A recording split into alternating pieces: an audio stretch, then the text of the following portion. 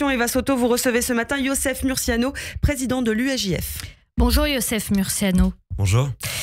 Des contre-manifestations face à la mobilisation du Rassemblement national. Aujourd'hui, LFI et les écologistes, l'extrême droite donc, et le risque de débordement lors de ces manifestations, de débordement pro-palestinien et anti-israélien. On les a déjà vus. Débordement contre extrême droite, c'est le seul horizon politique aujourd'hui pour les Juifs de France ? J'espère pas, vraiment pas. Non, sur ces manifestations et contre-manifestations, on a l'impression qu'il y a quand même une prise de conscience dans la société française que ce qui est en train de se jouer aujourd'hui, ce dimanche, avec cette manifestation du Rassemblement national, soi-disant pour sauver la démocratie, et de l'autre côté, une mobilisation appelée par deux partis politiques, mais complètement lâchée par la société civile de gauche, finalement, parce que il n'y a pas un appel général des syndicats, des organisations antiracistes, etc., qui préfèrent, elles, appeler à manifester la semaine prochaine, samedi 12 avril. En fait, ce qu'on voit, c'est vraiment, ce qui se joue, c'est l'affrontement entre l'extrême droite et l'extrême gauche. Cet affrontement qui est nourri, pensé, réfléchi par ces deux extrêmes qui se soutiennent l'un l'autre jusque dans la rue, en réalité, jusque dans la mobilisation physique. Se soutiennent l'un l'autre, c'est-à-dire ? C'est-à-dire qu'on le voit, les invectives de l'extrême droite à l'extrême gauche, les invectives de l'extrême gauche à l'extrême droite, cette façon-là pour l'extrême droite de dire qu'ils sont les seuls boucliers, le seul barrage contre la montée de l'extrême gauche, et inversement, cette manière pour la France insoumise de dire qu'ils sont les sauveurs de la France face à une extrême droite qui monte. En fait, on est dans leur monde à eux, qui voudraient qu'en 2027, Jean-Luc Mélenchon affronte Marine Le Pen. Et c'est une solution qui est inacceptable pour moi. Et justement, il y a d'autres choses, d'autres chemins politiques, un espoir différent que ces deux extrêmes-là. Justement, comment vous interprétez le fait que plusieurs organisations de gauche, aussi des syndicats, aussi SOS Racisme, etc., n'appellent pas à manifester aujourd'hui avec LFI et les écolos, mais appellent plutôt à manifester la semaine prochaine? Ça veut dire qu'il y a quelque chose qui est rompu? Moi, je vais je vais essayer de deviner comme ça. Moi, je dis qu'il y a quelques semaines, il y a une grande manifestation antiraciste. Une manifestation qui a vocation à revenir chaque année, celle qui clôture la semaine d'éducation contre le racisme et l'antisémitisme. Cette manifestation a été, complètement prise en otage, finalement, par cette affiche de la France insoumise avec Cyril Hanouna qui était grimé en juif et donc cette affiche antisémite. Finalement, il y a, à mon avis, dans la société civile, cette impression et et on en est de plus en plus convaincu que l'extrême gauche et les partis politiques prennent en otage les mobilisations de la société civile. Et là, c'est encore ce qui se passe là face à l'extrême droite. Et là, il y a un choix clair qui est fait par ces organisations, dont je respecte l'appel et je suis plutôt content qu'ils se désolidarisent en disant, en fait, non, on va pas y aller dimanche, on va pas y aller le jour même, on veut pas remettre une pièce dans la machine de l'extrême droite face à l'extrême gauche, de l'extrême gauche face à l'extrême droite. On va faire quelque chose de la société civile, on va soutenir l'état de droit à notre manière, à l'appel des organisations antiracistes, syndicats, etc., etc. L'UEJF sera présent dans la rue la semaine prochaine ? Je sais pas, on n'est pas encore en lien, c'est samedi, donc il y a forcément une belle question, mais en tout cas, moi, cette rupture, si on peut appeler ça, une rupture entre d'un côté les organisations antiracistes et les écologistes et la France insoumise, déjà, j'en suis très content. Le camp antiraciste est réconcilié d'après vous, là ? En tout cas, il y a quelque chose qui s'est passé autour de cette manifestation contre le racisme qui a été complètement prise en otage et par c'est ça cette le point affiche, de bascule ? Je pense qu'il y a un ras-le-bol la fameuse affiche de Cyril Hanouna. Exactement, mais il y a un ras-le-bol des organisations antiracistes qui se disent mais en fait, toutes nos luttes, toutes nos causes, qu'elles soient ne peuvent pas, qu'elles soient antiracistes ou autres. Là, on parle de sauver la démocratie samedi prochain. Ou de lutter contre l'état de droit pour le coup. En réalité, cette manifestation-là, cette lutte-là, c'est une lutte de la société civile. Ça va pas être récupéré par un parti politique.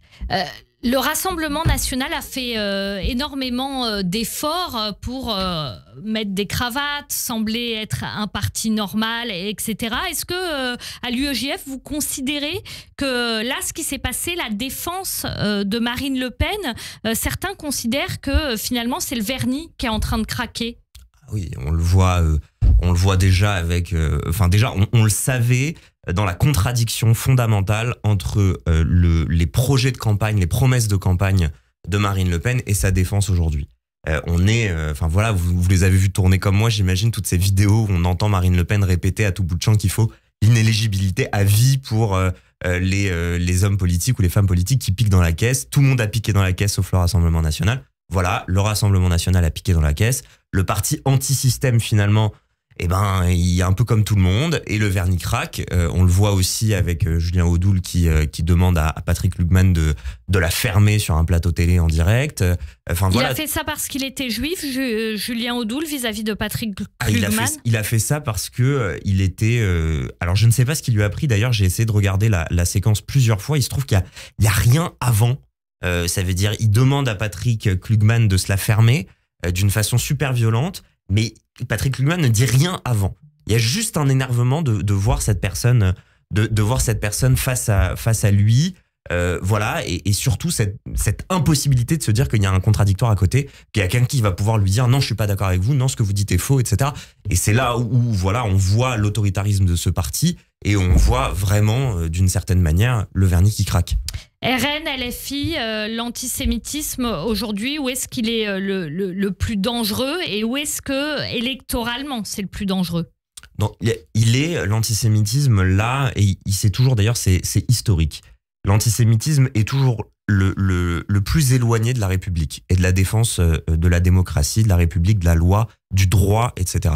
En fait, depuis l'émancipation des Juifs de France, depuis la Révolution française, il y a des valeurs républicaines et françaises qui protègent les Juifs de France, qui ont fait que Donc c'est pas les partis, c'est pas LFI ou le RN, parce qu'ils ont fait un tour de bourg comme ça de concours qui protégerait les Juifs. Mais c'est complètement absurde. Enfin, ça veut dire le bouclier de Marine Le Pen ou alors la cave de Manuel Bompard. Non mais s'il vous plaît, moi j'ai pas besoin d'être défendu ni par les uns ni par les autres. J'ai besoin de la République, j'ai besoin du droit, j'ai besoin de la loi, j'ai besoin qu'on fasse respecter la loi, j'ai besoin que les personnes qui sont au pouvoir aujourd'hui, au gouvernement, fassent appliquer la loi. Travaille à la lutte contre l'antisémitisme. Voilà ce dont j'ai besoin. J'ai besoin de la France. J'ai pas besoin de l'extrémisme et de partis politiques qui rêvent de voir des juifs faibles qui ont besoin d'être protégés sous un bouclier, soit extrême droite, soit extrême gauche. Une réaction rapide, on a vu ce qui s'est passé pour Fabrice Balanche, maître de conférence à l'université Lyon 2, interrompu, pris à partie en plein cours par un groupe de jeunes qui l'a qualifié de sioniste parce qu'il s'était opposé, en tout cas c'est l'excuse qu'ils ont donnée, à la tenue d'une soirée de rupture de jeûne du Ramadan dans une salle de l'université. C'est ça aujourd'hui l'université en 2025 ? Alors c'est pas que ça, mais en tout cas il y a de ça. Il y a l'idiotie, excusez-moi du terme, l'inculture qui autorise des personnes cagoulées, masquées, à insulter quelqu'un de sioniste. Insulter, je le dis bien parce que c'est une insulte dans leur bouche, ce n'est rien d'autre. C'est vide de sens parce qu'on dit en même temps sioniste et en même temps soutien de Bachar el-Assad. Ça n'a aucun sens en réalité. C'est complètement contradictoire. C'est une insulte. Ils ne savent plus quoi dire. Ils le disent. Sioniste, pour moi c'est complètement antisémite. Voilà, c'est comme le mot juif qui devient une insulte. Il y a plein d'endroits dans le monde et dans l'histoire, le mot juif ça a été une insulte sur les terrains de foot à certains moments. Quand on fait une mauvaise passe, on dit tu fais une passe de juif. Parfois, quand on donne pas un bout de son croissant, on dit fais pas ton juif. Quand on se cogne le coude sur la table, on dit c'est le coup du juif. Voilà, c'est une insulte. Et ça devient sioniste dans quelques années. Peut-être on entendra sur les terrains de foot fais pas ton juif ou ton génocidaire. Ou ton génocidaire sur une mauvaise passe. Merci beaucoup Youssef Murciano, président de l'UEJF. Merci d'être venu ce matin sur Radio J. Bonne journée à vous. Merci. Merci beaucoup Eva, c'est une interview à retrouver sur radioj.fr.